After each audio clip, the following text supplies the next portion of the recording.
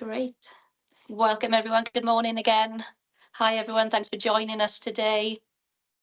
Before we begin, just a little housekeeping. We are recording the session, so please try and make sure that your videos and your microphones are switched off throughout the session. My colleague Kim is also here. She's monitoring the chat function, so please do feel free to use that function, not only to flag any technical issues, but if anything comes to mind or any questions come to mind as we go through the session, then we'll do our best to address that during the Q&A at the end. If we mention any resources that you'd like to access, or if we use any terminology that maybe needs a bit more explanation, then let us know in the chat as well, and we'll make sure you get that information. I think now everyone's joined us, all those beeps have stopped. So we'll get started. My name is Rebecca Dunstall. I'm a physiotherapist and clinical specialist at CareFlex. Today's session, those of you who usually join our webinars, is a little different from our usual clinical education content, but I felt that it was vital that we embrace this format.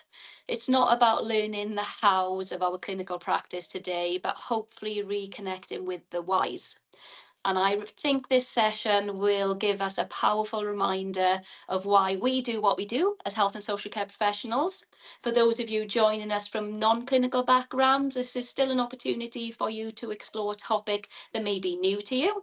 And the aim is that we all leave this session with a renewed sense of appreciation, really, for the diverse journeys that people take in life, particularly as we recognise it's Disability History Month.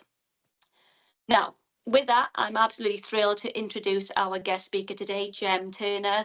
Gem is a funny and honest public speaker, content creator, disability consultant, advocate. Now, I just want to really start by saying that this session isn't supposed to be inspirational or motivational. It's about hearing, I guess, the authentic reality of life with its highs and lows, the challenges and triumphs. And this is going to be shared firsthand by someone with the lived experience. So without further ado, please join me in giving a warm welcome to Gem. Good morning. Thank you so much, Rebecca. Hi, Gem. A lovely welcome. Thank you. Right, shall I get going? Yes, please. Fabulous. That was a lovely welcome. And thank you to CareFlex for inviting me today. It's really exciting that this is kind of one of the first kind of talks that CareFlex have done with lived experience. So I'm really happy to be joining today, especially as Rebecca said, it is Disability History Month. And I love a reason to chat. I love chatting anyway, but when there's a reason behind it and a momentum and a purpose, it's always very exciting. So I shall introduce myself first. I'm Gem. I live in West Yorkshire, Pontefract. I don't know if anyone's heard of it, but my fun fact is it's where Haribo is grown and made. Well, licorice is grown, Haribo is made. I always like to share that fun fact. But yeah, I started out in education career-wise. I worked at the University of Leeds after graduating, and I really built a passion for talking about disability and the barriers that I myself and others face. And I kind of became a champion without even realizing it around disability. And that eventually led to creating my own blog and just kind of telling short, I like to think, funny stories of people's attitudes and reactions to disability. And from there, it kind of just grew into this really fun career where people would literally pay me to come and talk about disability. And I made it into my full-time career.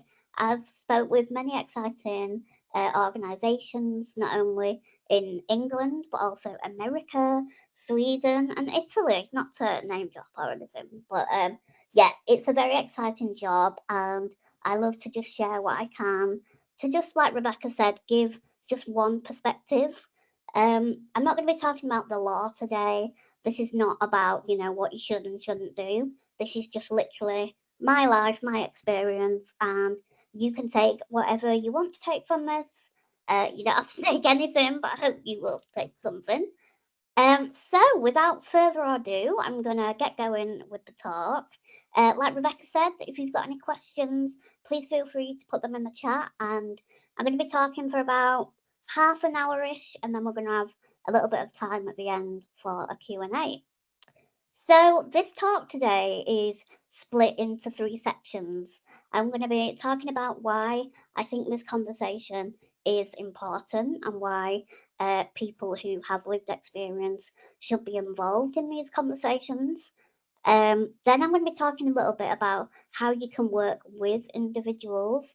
I'm very aware that sometimes it can become a bit of a echo chamber and traditional, and we kind of do the same thing for everybody, and sometimes it's about thinking about the individual themselves. And then I'm going to end on a little bit more about why I think seating and postural care is so important to me and what it's helped me achieve. So let's go to the beginning. Let's go to the background. And why do I think this is important? Well, I'm going to go to the bits where I can't really remember, but I've had many conversations with my parents. They were told when my mum was pregnant that I was going to be a little lady. Now, my nana, which was my mum's mum, was about 4'11" ish, 5 foot. So my mum was like, "Oh, my mum's tiny. Don't worry about it." Like not knowing the scale of how little I would be.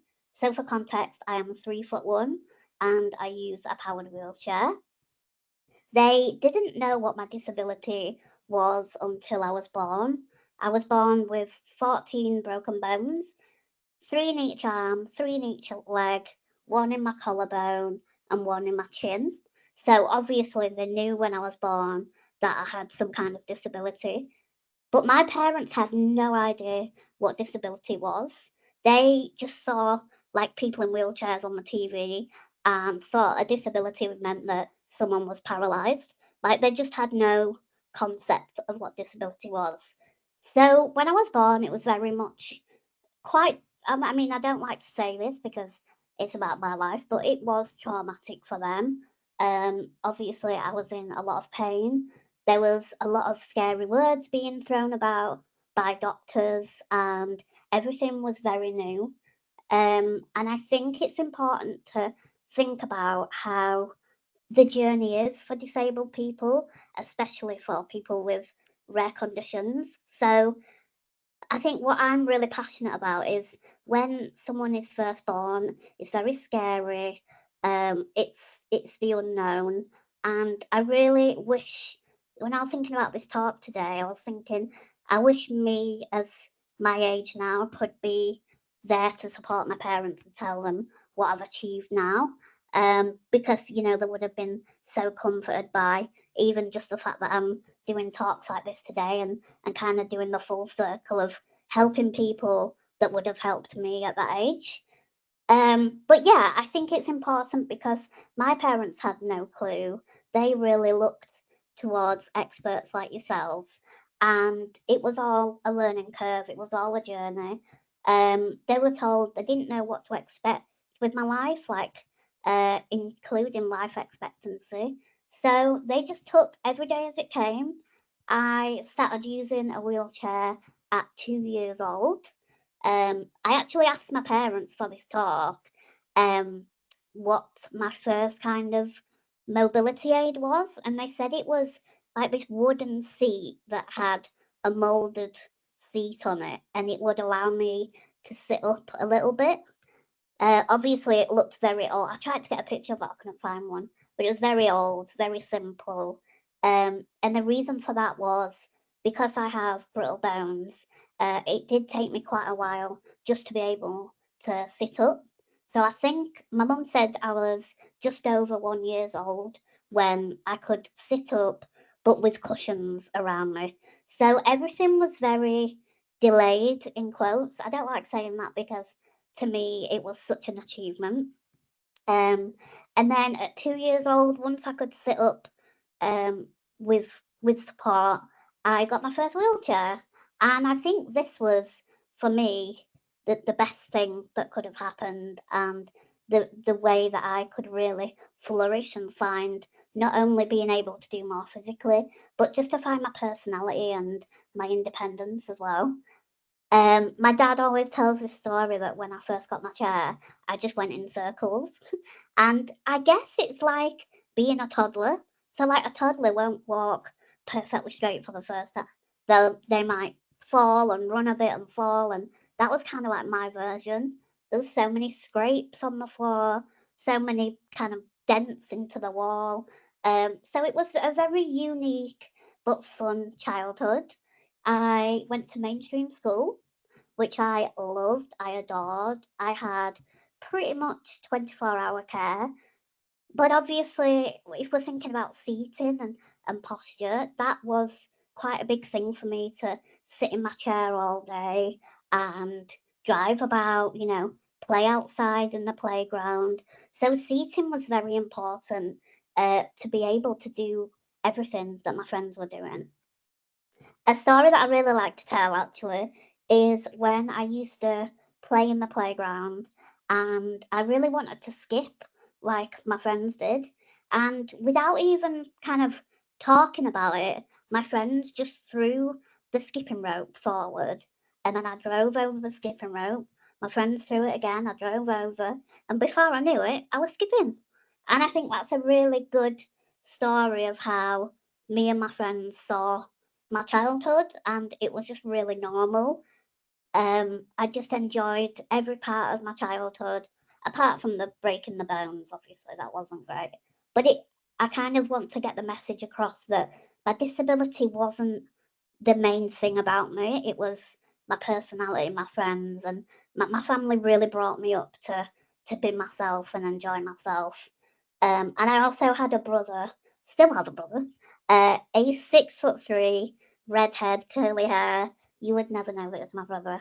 But we are really tight, and I think that also helped because he was with me at school. He was in the year above, so I think that really helped blend disability and non-disabled people together.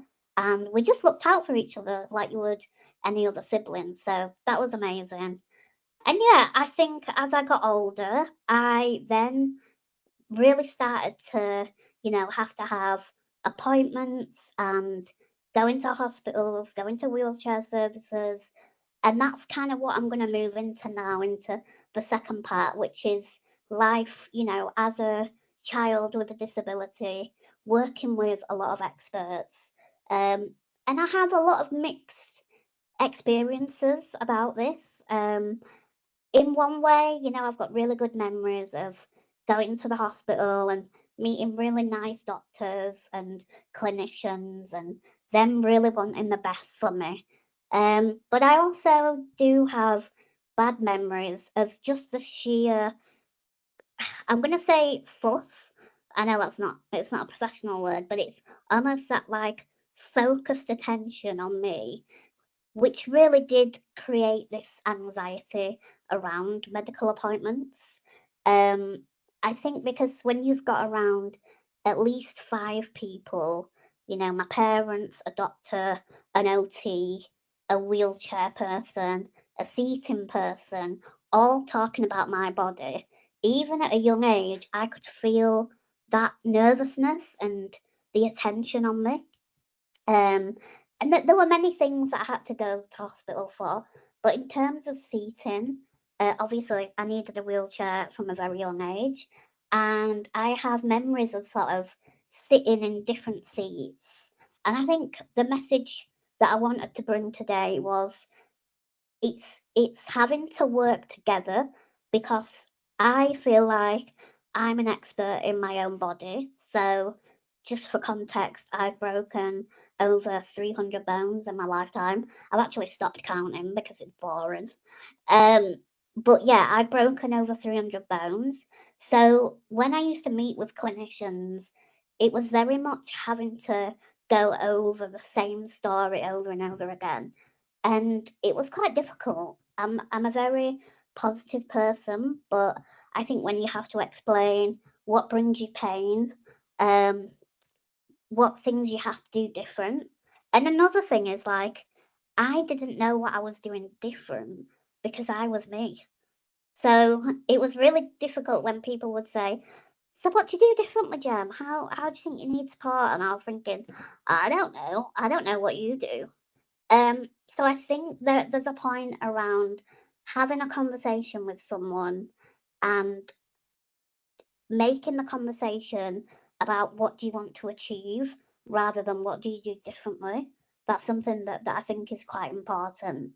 Um, and then there's the kind of medical versus social aspects. So when I used to go to see my OTs and physio, um, someone having OI, brittle bones, I have bowed limbs, as you can see. So they're not straight because I've broken so many bones, they've kind of set in that way.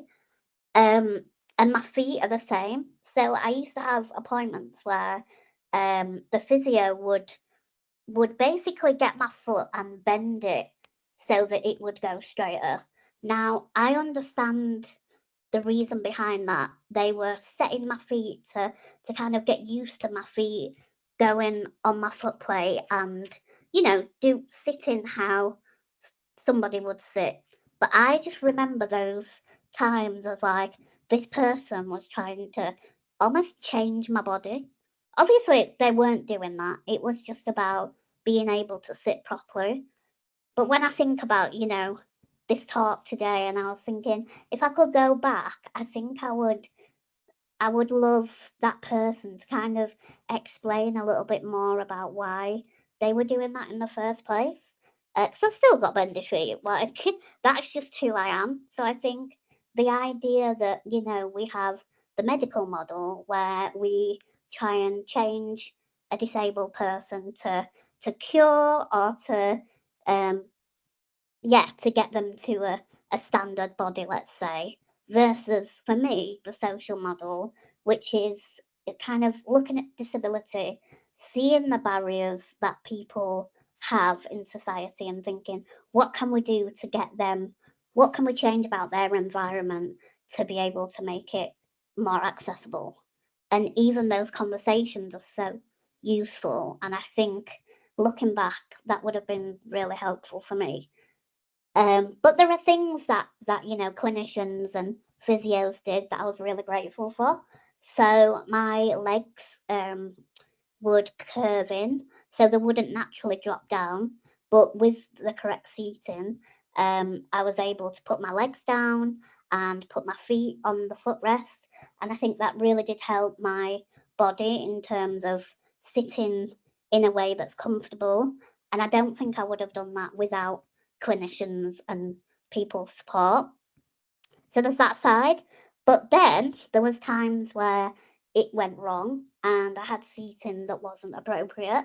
And that's where I think the conversation between the individual and the clinician is really important. So I don't know if people have heard this type of seating before, but I had and I'm not slating, like this is really good for some people. But I tried the Autobock, which was the molded seat. So I basically sat in a beanbag. It was blown up. I was molded into this chair. And I think the idea was that I would, be comfortable. I would basically be cocooned into this chair. So it was decided that this would be the best seat for me, blah, blah, blah. But it was literally like the seat was up to my ribs, around my shoulders, against both sides of my thigh. So I literally couldn't move. And within a week of getting it, I broke my rib because I would be picked up, a hand under my back, hand under my legs, and my rib just broke straight away. So that's an example of, I think, what might work for one person doesn't work for everyone. And it's having that honest conversation. And I think obviously with seating, it can cost a lot of money. I was actually reminded a lot about money in my childhood, They would say, oh, if you want this, it's going to cost, £2,000 more. And obviously, as a 7-year-old, you're not thinking about stuff like that. You're just thinking, I want something that's not going to break my body. So that was interesting. But yeah, so there was definitely bumps along the way, quite literally. So I got rid of the Autobot, and yeah, it was just about working with me, working what helped me and what didn't help me. And I think that the main kind of message in terms of finding that was being comfortable with having that conversation. As I said, talking about pain and talking about how comfortable I am is quite difficult, and you have to get to a place that you feel safe enough to do that. So obviously you've worked with people for a very long time, but I guess this is just a reminder of that and the emotions behind that conversation. Obviously you can be waiting a long time for the right seating, and within that time you might be really uncomfortable. um, you might have injuries. I've got a very kind of slant to the right side, so if I don't have the right support, it can be very uncomfortable, and I can have a recurring hip and rib fracture. So the conversation of seating, it really is important for me. And I think the final part of this conversation um, is around encouraging independence. So a lot of conversation. One second, I'm just gonna have a little sip of water. So one conversation around using wheelchairs and with disabled people is a lot of the time being able to do not the bare minimum, but as long as you can do what you need to do, then wonderful. And I think a really big message that I like to share is I want to encourage people to not only do the minimum but do more. So for me, it was always about doing a little thing at a time. So not thinking about the really big thing. But can if I sit in this way, can I um, play the PlayStation with my friend? Yes, I can do this. If I get comfortable, can I go out and play with my friends outside for 2 hours without getting backache? Yes, I can. And each week I would achieve something new.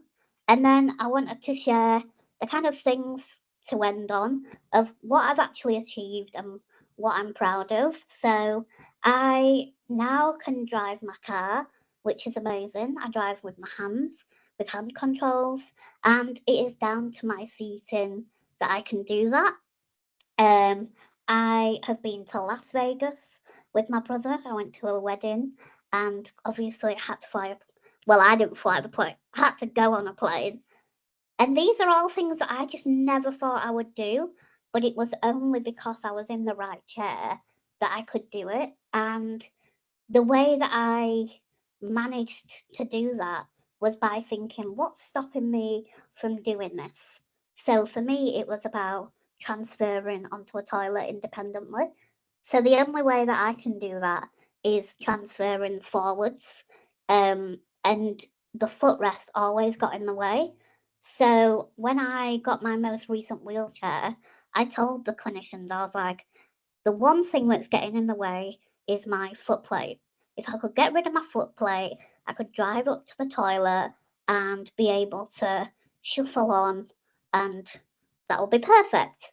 So they actually managed to get an electric foot plate that I just press a button, the foot plate goes down, and honestly, that was life changing.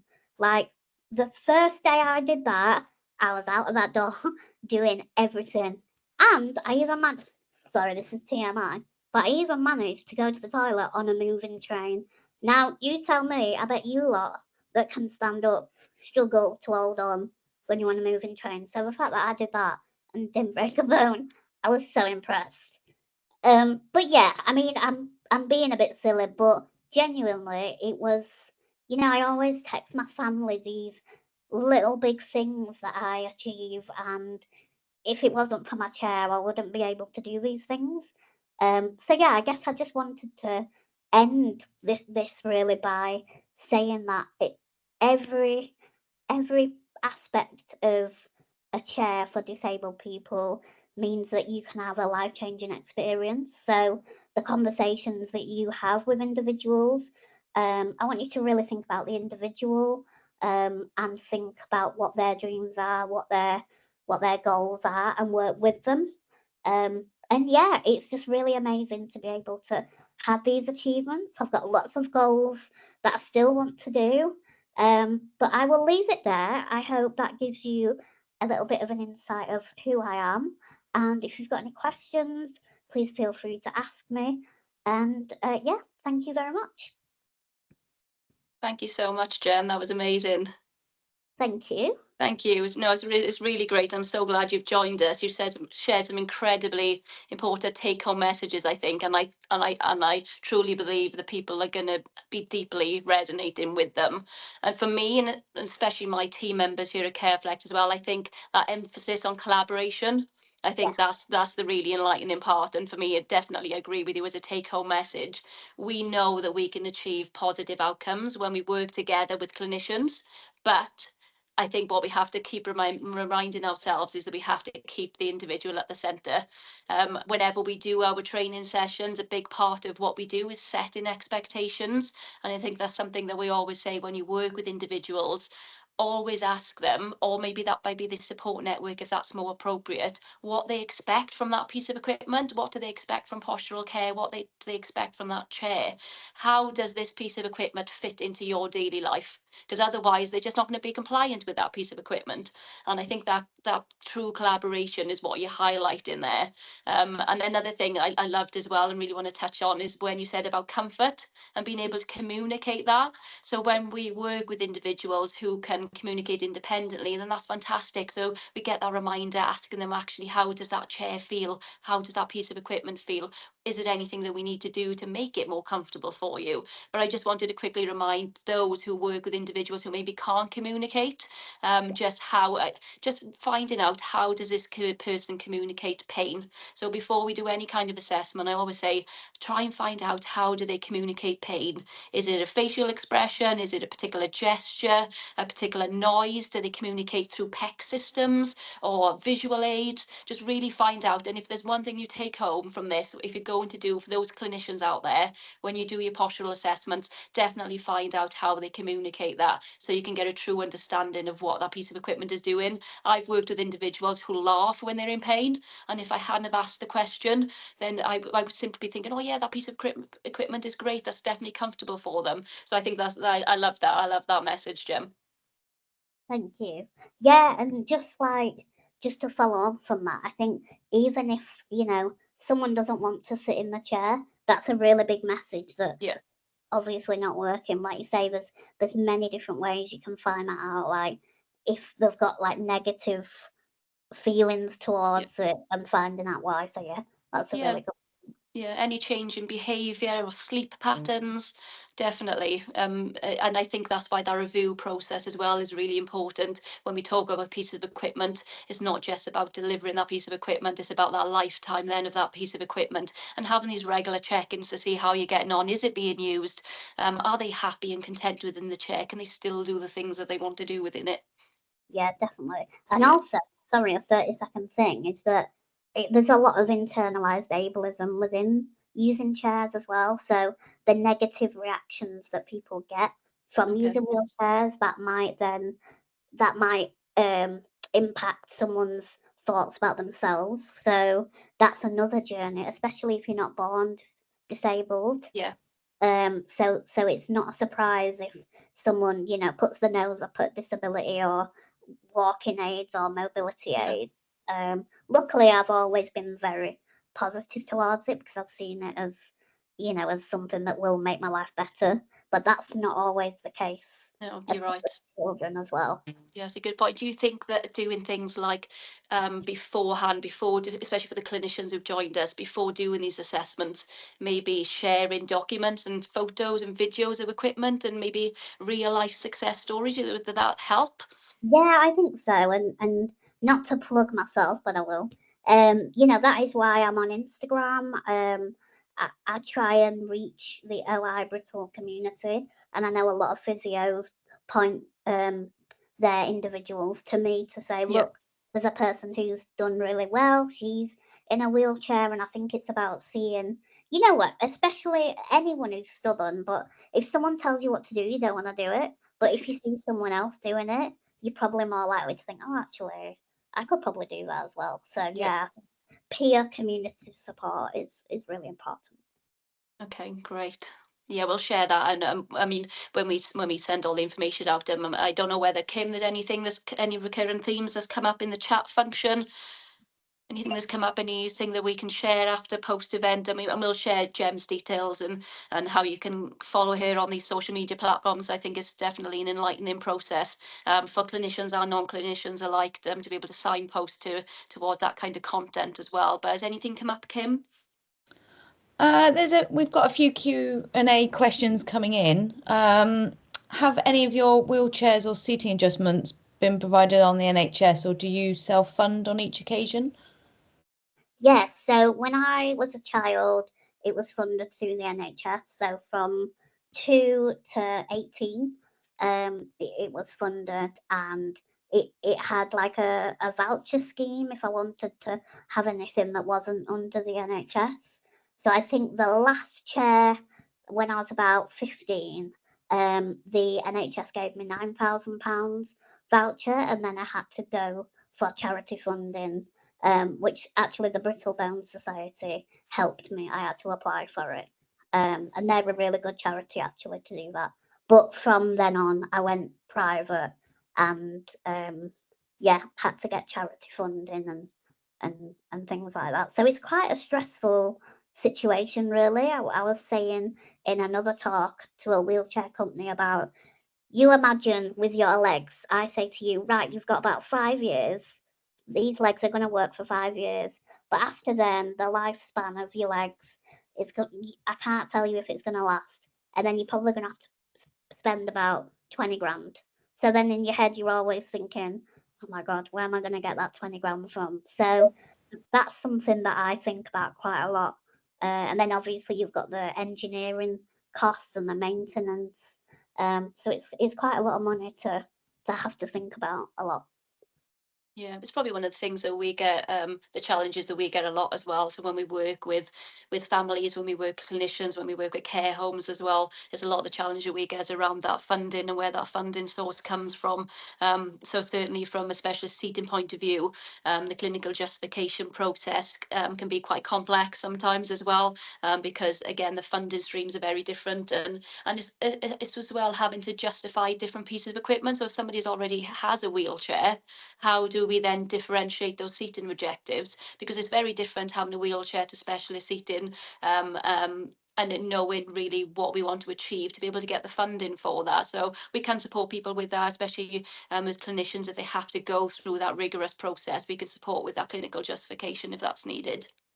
Yeah, that's a really big thing actually, because as a child, I had no idea all the work that went into it. And they would say things like, so if you had this seating, do you think you would be able to do more activities? And I'd be like, maybe, not realizing that actually this was going towards a report that, you know, anything like that that can help is a massive help. Yeah. Yeah, and I think you touched on it in your talk as well about the medical and the social aspects as well. It's not just about, I mean, as a physio, I can be very focused sometimes on the body structure, but I think we have to really work together and bring in, like you said, that psychosocial aspect as well, because somebody's well-being is actually the most important thing here. It's all very well getting this perfect posture, but if they can't interact with the world or interact with loved ones or achieve occupations and hobbies and get out and do the things that they need to do, then there's no point to that piece of equipment anyway. Yeah, definitely. And you know, like my mum and dad, you know, they still, I'm 31 years old, and they'll say, sit up straight, and I'll say, you sit up straight. You know, like as humans, we don't naturally all sit like this 24/7. So I guess it's that thing of like, you know, what would be ideal and what is just normal and natural, and getting that balance. Yeah, and I think that's what we try and get across as well. We're not trying to get this perfect position. What we're trying to get is an optimum position that encompasses all those holistic elements so that they can integrate with other pieces of equipment, so they can integrate, they can kind of interact with the environment, but then also achieve all those physiological and psychological benefits as well. Otherwise, I get, like you said, somebody's just not going to want to use that piece of equipment. Yeah, definitely. I can see have we got time for another question? I can see one about sleeping. Yes, Jem, go ahead. I was just about to mention the sleeping one. Yeah, I think that's quite interesting because sleep is a big thing for me because it's very good for pain and making sure that I'm well rested. For me, I wake up a lot in the night because, you know, putting pressure on my bones can be painful, and if I can sleep a funny way and then break something. So I'm just going to read that question. What about so my I can't believe I'm telling you my favourite sleeping positions, but I guess sleeping on my side is my preferred one, and I go from one side to another. When I was young, I used to prop my legs up, but now honestly I just can't be bothered. And I just kind of move from side to side. One position that I love is going on my front and stretching my hips out. And I think because I sit down all day, that's my only chance to be able to really stretch out. But I have got to be careful with dislocations and things like that. So it's about getting that balance of keep moving about in the night, but don't put too much pressure on. So I still can't relax really because I'm always thinking in my head about, you know, making sure I'm comfortable. But yeah, cushions galore is what I would recommend for young children. Yeah, I mean, it's really interesting that we're getting kind of these questions, and it's really great to hear it firsthand from you, Jem, as well, because it's a message we always try and get across when we talk about postural care. And I know at CareFlex we specialise in the seating element, but that chair is only as good as the other hours throughout that 24 hours. So postural care has to encompass that whole 24-hour approach. I mean, we spend a third of our lifetimes generally in bed, 8 hours a day. So it's really key that we think about the position in the night time. Like you said, it's an opportunity for you to be able to take your body through different ranges and different positions, because like I said, that chair is only as good as how it's used throughout the rest of the day as well, and how the body position is changed, and it's all about that regular change of position. Yeah, definitely. Yeah. The amount of times my parents would come into my bedroom and I had my legs, you know, like bent the other way, reading a book on my feet because, you know, I was so flexible and bendy. Yeah. One day I had a cast on my leg that had slipped off in the middle of the night, so there was just this cast on the bed, and my mum's like, "How have you got that off?" And I'm like, "I have no idea." So it really was a chance to just, you know, move about and see what worked. So yeah, it's important. Yeah, definitely encourage that. We don't want people in these rigid positions for hours on end. It's about that, yeah, that flexibility and keeping people having that freedom of movement, definitely. Yeah, yeah, because I've met parents before, especially, you know, who's got children with OI, and they would literally just pack them with cushions, and I'm thinking, I would hate that because to be so, like I said about my Autobot, to be so rigid and stuck, you know, being able to be free and safe as well, because you're on a soft bed is the best way. So yeah, I'd never like to be packed up and stuck. Yeah, that's another example of that individualized approach as well, because some people maybe tolerate that deep pressure and really need that firm support to be able to maintain that stability. But then other people are going to react differently to it, depending on the kind of sensory information that they get. So yeah, it's another highlight point of that individualized need when we talk about postural care. Yeah, definitely. Have we got time for any more? Was there anything else pressing, Kim? With regarding to the wheelchair service and your foot plates, was that a specialist adjustment or from Remap or something similar?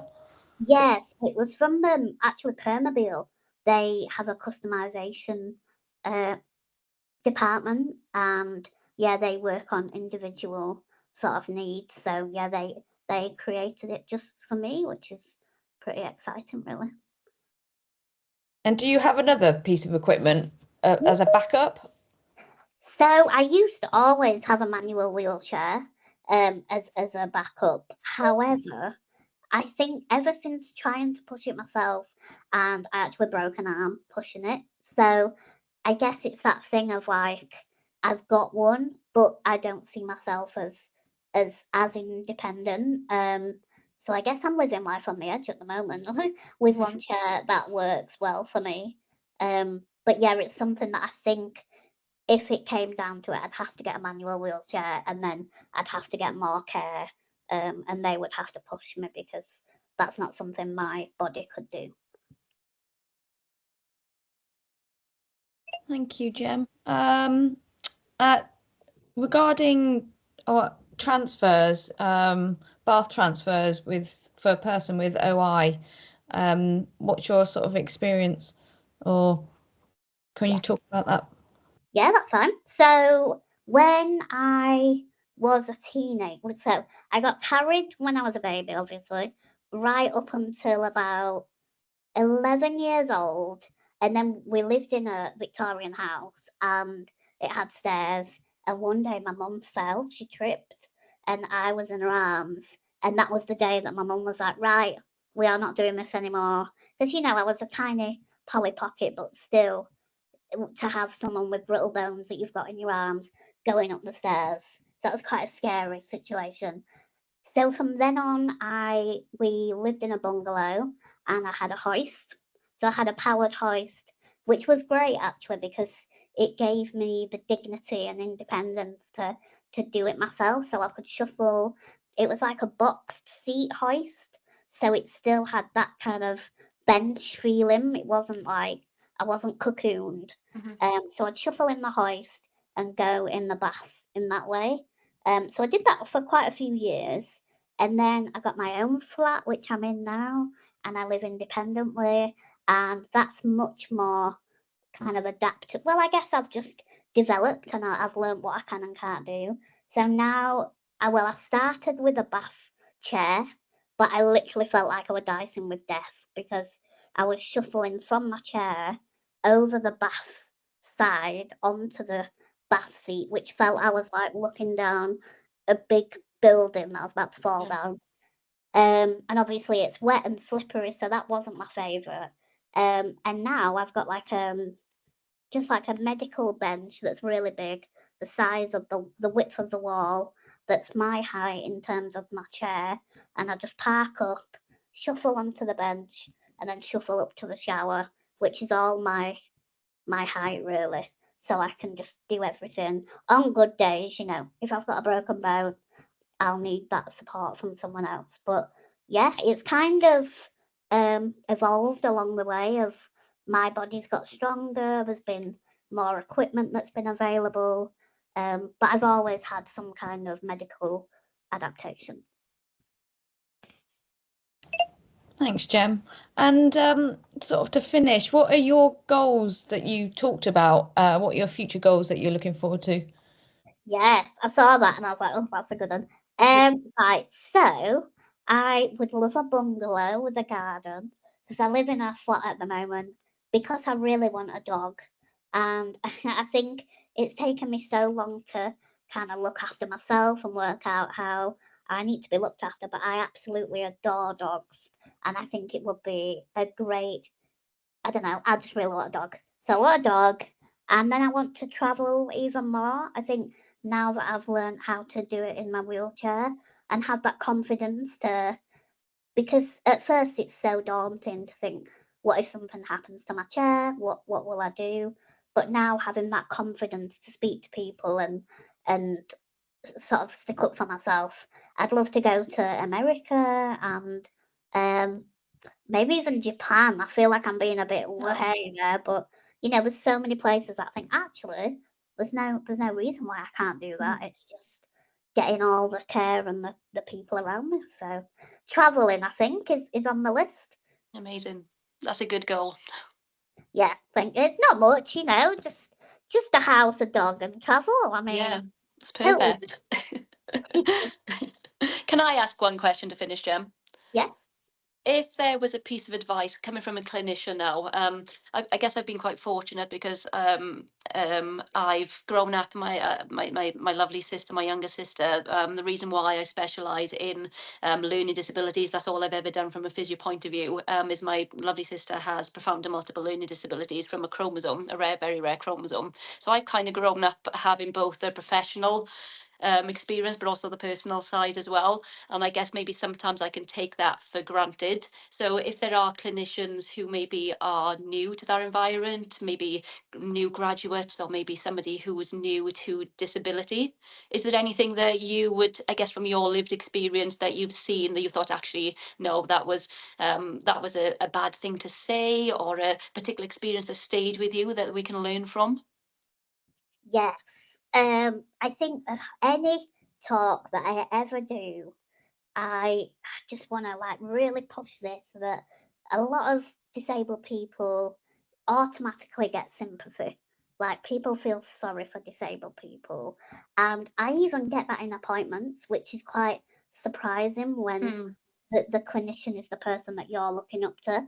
So I think the main message for me is like, try and learn as much as you can and not have these preconceptions of disability. You know, even in your head, if you really think, God, that I couldn't do that if I were in their position, scrap that. Like, start from the beginning, start from just what do you need to get done. And I think in terms of sympathy versus, you know, barriers, I feel sorry for myself, but because of all the barriers and the energy that I have to use in order to get done what everyone else gets done, I Yeah. think if people could see, you know, the everyday things that people say to me, the pats on the head that I get when I just go to Tesco to get my meal deal, you know, like there's all these things. So when an individual comes to see you, they've got all that they might have just experienced just before they came through the door.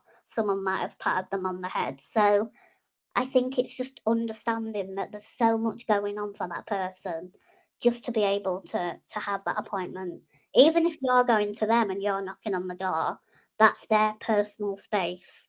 You know, they've had to do 20 things in order to get ready for someone to enter their home and be vulnerable. So yeah, I think it's the advice is you asked if there was a particular moment. Oh, I just remember, particularly in wheelchair services, there was this one person that would go right up to my face, like no personal space whatsoever, and be like, "Now then, how are you doing?" When I was like 17 years old, Yeah. that kind of infantilization, Yeah. and it was a big part of my childhood. It was still something that makes me feel a bit sweaty when I think about it. Yeah. Yeah. Well, thank you for sharing that, Jem. I know that's probably deeply personal, but I think it can really be insightful for some clinicians. And I guess it's really um I guess what I'm understanding is that we have to go into those appointments with a professional manner and treat the individual as any other individual that we were going to see, and maybe keeping that professionalism in there to be able to get the objectives that we need and keeping it at that level. Is that right? Yeah, because I know if someone doesn't know someone who's disabled because they go into nervous mode and Okay. they either go over the top and do what I just said, Yeah. or they don't look at your face, they're very uncomfortable. So a disabled person, whether they can verbalize something or not, will know the energy of what. I don't want to put people on the spot, but you know, I guess I do in a way. I want people to realize the energy that they have can really impact an individual as well. And Yeah. once the energy is good, then you can get the conversations, you know, proactive and positive and get the seating that people need. Yeah. Great. Thank you, Jem. That honestly, thank you so much for joining us. That was fantastic. And I think Oh, everyone really taken home some really key messages from that. Definitely. brilliant. Thank you so much. And thank you everyone for listening. I hope it was helpful. And yeah, I feel like I've just TMI'd there and told you everything, but that's what we're here for. So yeah. Brilliant. what we'll do is, again, thank you everyone for joining us. Thank you to Jem as well. Thank you to Kim for monitoring the chat. Anything that's kind of come up, we'll make sure we send out all information. Afterwards, we've got everyone's details, so we'll share Jem's information and any of the resources that we've mentioned, and how CareFlex can help when it comes to postural care and sitting as well, because it's all about working out that 24-hour approach and how we kind of slot these pieces of equipment in. But Kim, anything else pressing that I need to address? No. No. Again, I follow Jem on Instagram, and we'll, if there's any questions, I can get them over to you, Jem, if there was anything in particular coming up. So yeah, thank you very much. That was a great webinar. Lovely. Thank you, everyone. Cheers. Thank you. Have a great rest of your day, everyone. Thank you for joining us. Take care. See you later. Bye.